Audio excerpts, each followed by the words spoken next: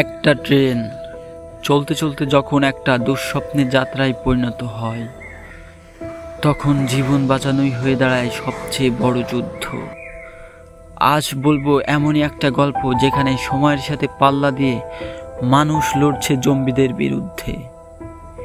এটা শুধু জম্বির গল্প না, এটা ভালোবাসার, আত্মত্যাগের আর মানবতার গল্প।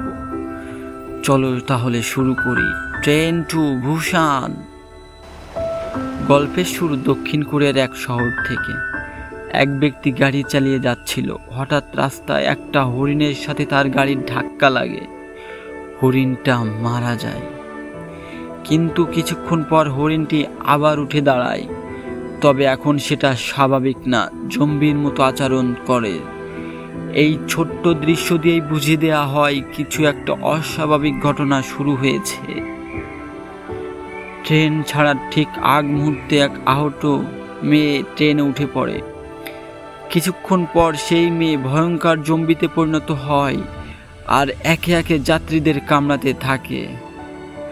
দ্রুতই পুরো ট্রেন একটা নরকে পরিণত হয়।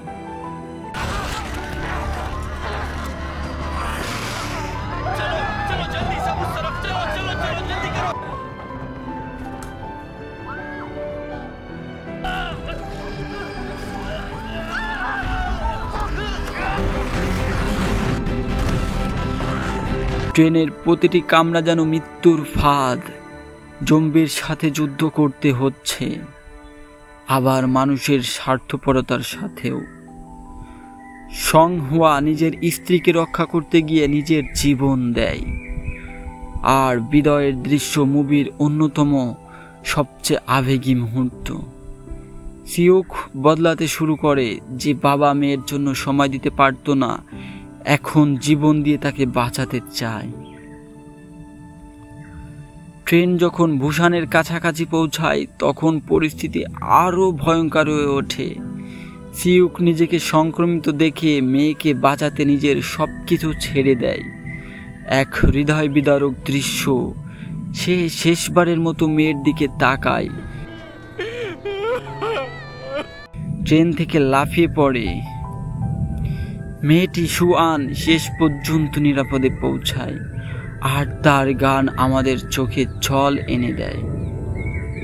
ট্রেন টু বুসান শুধু জম্বির আতঙ্ক দেখায় না, এটা আমাদের শেখায় কিভাবে বিপদের সময় একে অপরের পাশে থাকতে হয়। আত্মত্যাগ, ভালোবাসা আর বেঁচে থাকার গল্প। যারা এখনো দেখোনি, আমি বলবো একবার দেখো, ভুলবে না।